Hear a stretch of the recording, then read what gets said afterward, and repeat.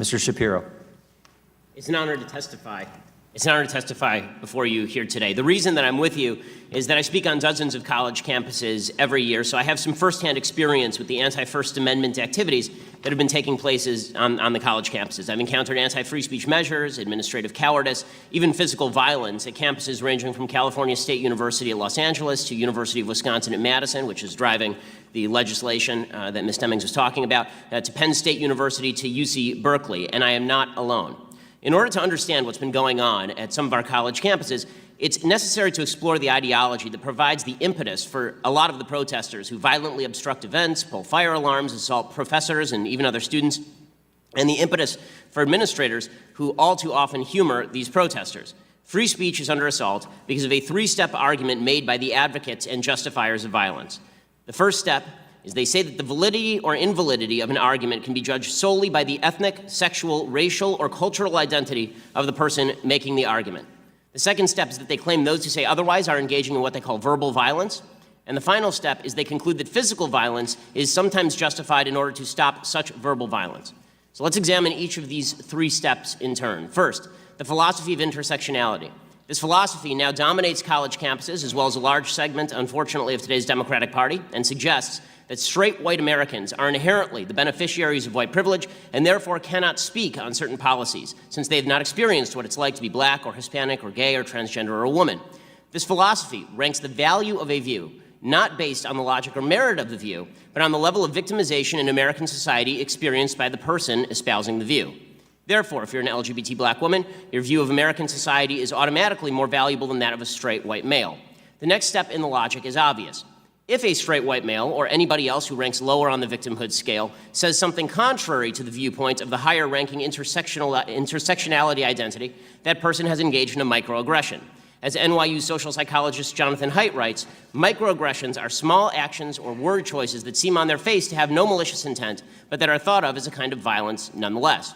You don't have to actively say anything insulting to microaggress. Somebody merely needs to take offense. If, for example, you say that society ought to be colorblind, you're microaggressing certain identity groups who have been victimized by a non-colorblind society. Note, microaggressions, as the name suggests, are not merely insults. They are aggressions. They are the equivalent to physical violence. Just 2 weeks ago, psychologist Lisa Feldman Barrett of Northeastern University published an essay in the New York Times suggesting that words should be seen as physical violence because they can cause stress, and stress causes physical harm. Thus, Feldman suggested it is reasonable, scientifically speaking, to ban or restrict speech you do not like at your school. This is both inane and dangerous. That's because it leads to the final logical step. Words you don't like deserve to be fought physically. All right, folks. I want you to pause for a second and really listen to what you just heard in that clip. Because what Ben Shapiro laid out here isn't some abstract theory. It's a warning. And if you care about free speech, if you care about this country, and if you believe ideas should rise or fall on their merit, this should concern you deeply.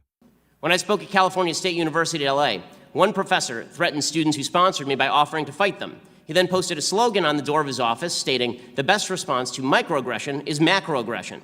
As Haidt writes, this is why the idea that speech is violence is so dangerous. It tells the members of a generation already beset by anxiety and depression that the world is a far more violent and threatening place than it really is. It tells them that words, ideas, speakers can literally kill them. Even worse, at a time of rapidly rising political polarization in the United States, it helps a small subset of that generation justify political violence. Indeed, protesters all too often engage in physically violent disruption when they believe their identity group is under verbal attack by someone, usually conservative, but not always. Not only do some administrators look the other way, at Middlebury College, Cal State LA, Berkeley, Evergreen, actual crimes were committed and almost nobody has been arrested, but they actively forbid events from moving forward, creating a heckler's veto. The notion that if you are physically violent enough, you can get administrators to kowtow to you, to bow before you, by canceling an event you disagree with altogether. All of this destroys free speech. But just as importantly, it turns students into snowflakes, craven and pathetic, looking for an excuse to be offended so they can earn points in the intersectionality Olympics and then use those points as a club with which to beat opponents. A healthy nation requires an emotionally and intellectually vigorous population ready to engage in open debate at all times. Shielding college students from opposing viewpoints makes them simultaneously weaker and more dangerous. We must fight that process at every step. And that begins by acknowledging that whatever we think about America and where we stand, we must agree on this fundamental principle. All of our views should be judged on their merits, not on the color or sex or sexual orientation of the speaker, and those views should never be banned on the grounds that they offend someone. Thanks so much. Mr. Shapiro, you an agitator? Not as far as I'm aware. So I think that some of what's been said does mini-skirt the debate. Mr. Krishnamurthy, I got it right. When you were talking about the Wisconsin law, I believe that law was brought up in direct counter to what happened, and it was people talked about it on the floor of the legislature. In direct counter to what happened when I spoke at University of Wisconsin at Madison, where you had a bunch of protesters who stood in front of the stage and obstructed the stage, and then refused to leave. And when I asked the police would they remove the protesters they've been going for 15 minutes. By the way. Personally, two things, just to preface. I have no problem whatsoever with people protesting my speeches. I do have a problem with people who won't actually let me speak. And number two, as far as all the talk about white supremacy, I can speak from experience. Mr. Lawrence, your organization named me the #1 target of anti-Semitism online last year. So I have a trophy at my house that says #1 hated Jew in America. So I'm totally familiar with the level of vitriol that's become common in our politics. But one of the things that's a problem, and I think we have to be careful about, is when we say leave it to the administrators, and then the administrators do what they did at UW, which is the police. I said to the police, "Will you remove these protesters?" And the police said, "We have been told by the administration that if we remove the protesters, we are to shut down the event entirely. So we can't remove the protesters." We literally had to wait until they just got tired and walked out, basically. When that's the response of the administration, shouldn't there be some sort of repercussion for that? Because what I'm seeing is a heckler's veto that's taking place on campus. What I'm seeing is people who are not engaging in free speech designed to enrich the debate, but in order to shut down the debate. And there have to be some sort of ramifications for people who are actually committing trespass. I mean, this is not a question of free, everyone is trying to focus in on this term hate crime and hate speech.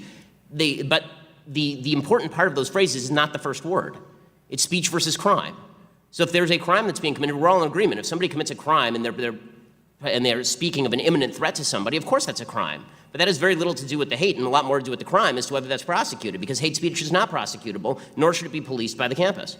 So the fact is that what we are seeing is a conflation between speech and active attempts to obstruct in order to promote the obstruction by some administrators on a few college campuses.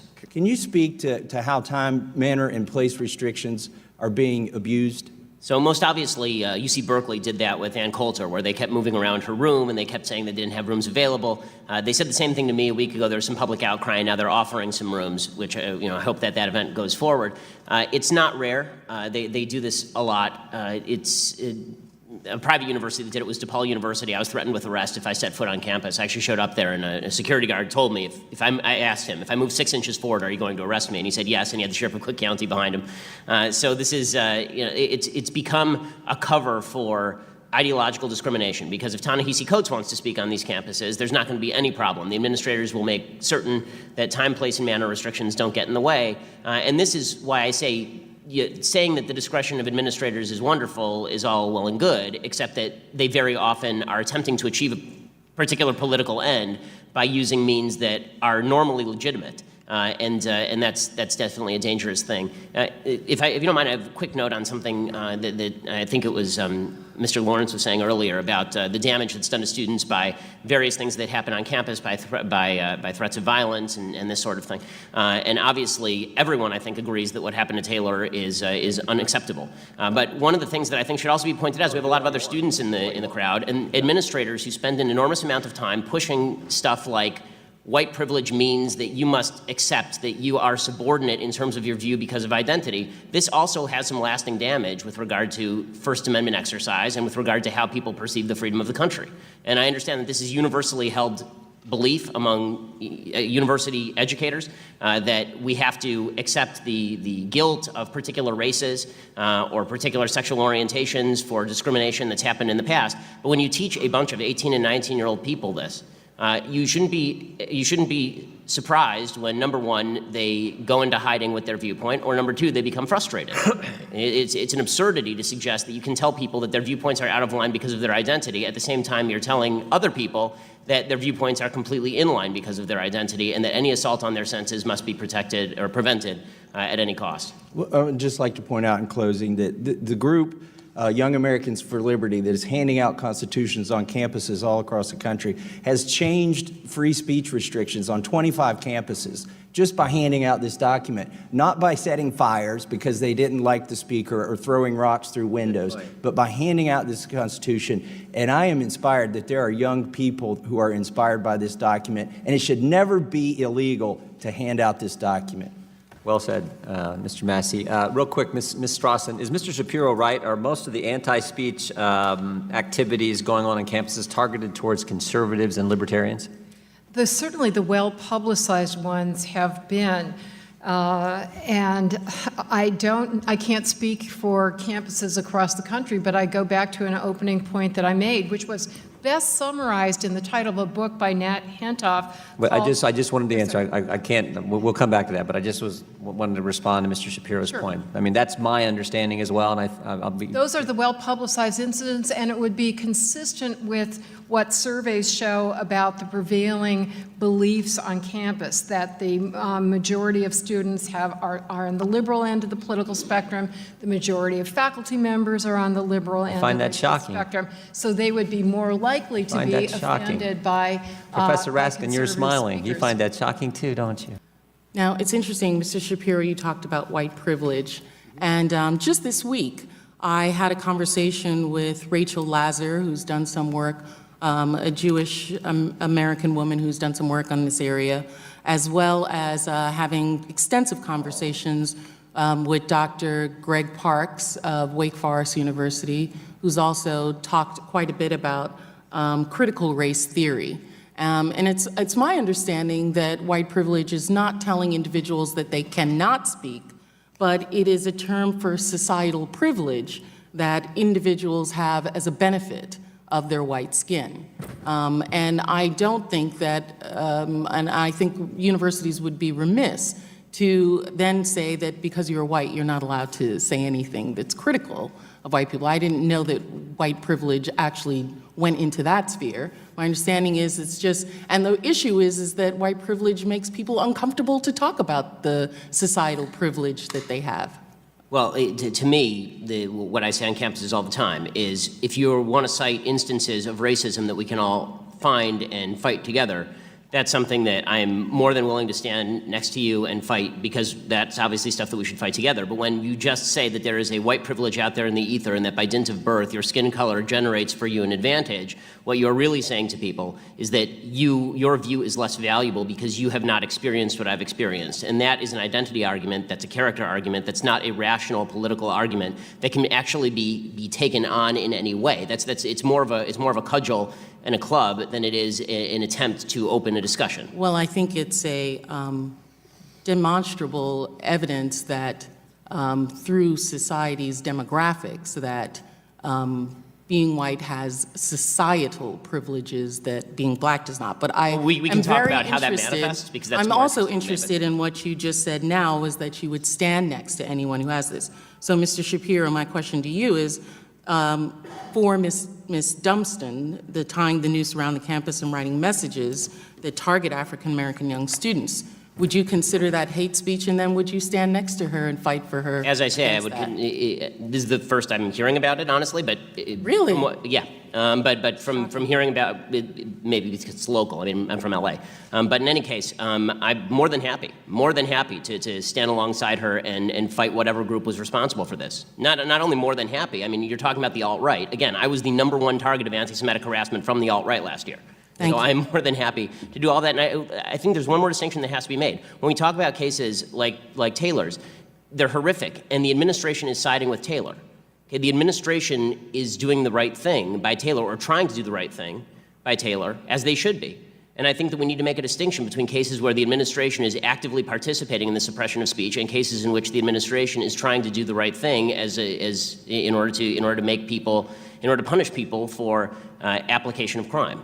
The gentleman. Ben Shapiro is absolutely right when he says free speech is under attack on college campuses. And I'm not talking about disagreement. Disagreement is American. I'm talking about shutting people down, silencing them, blocking stages, pulling fire alarms, and threatening violence just because someone doesn't agree with the approved narrative. That is not protest. That is authoritarianism dressed up as activism. Now let's talk about the elephant in the room: identity politics.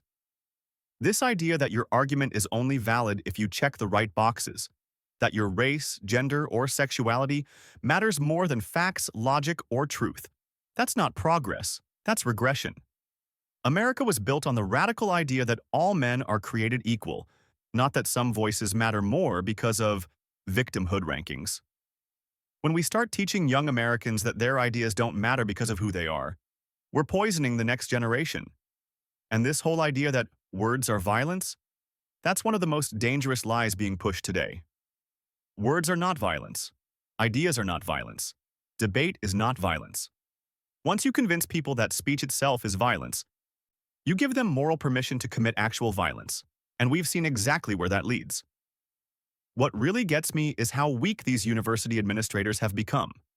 They don't protect free speech. They appease mobs. They allow the heckler's veto, meaning if you scream loud enough, threaten enough, or intimidate enough, you win. That's not leadership. That's cowardice. And it sends a clear message: the rule of law no longer applies if your politics are approved. Here's the truth that some people don't want to hear. Free speech doesn't exist to protect popular opinions. It exists to protect uncomfortable, controversial, and even offensive speech. If you only defend free speech for people you agree with, you don't believe in free speech at all. As a patriot, I believe this country is strong enough to handle debate, strong enough to handle disagreement, strong enough to handle opposing ideas without collapsing into chaos. Shielding students from ideas doesn't make them safer. It makes them weaker, angrier, and more dangerous. Now I want to hear from you. Do you think college campuses are protecting free speech or silencing it? Do you believe ideas should be judged by identity or by merit? And do you think America is stronger with open debate or enforced conformity? Drop your thoughts in the comments. Hit that like button if you believe in the First Amendment. Subscribe if you refuse to let this country drift into censorship and fear. Because freedom doesn't defend itself, we do.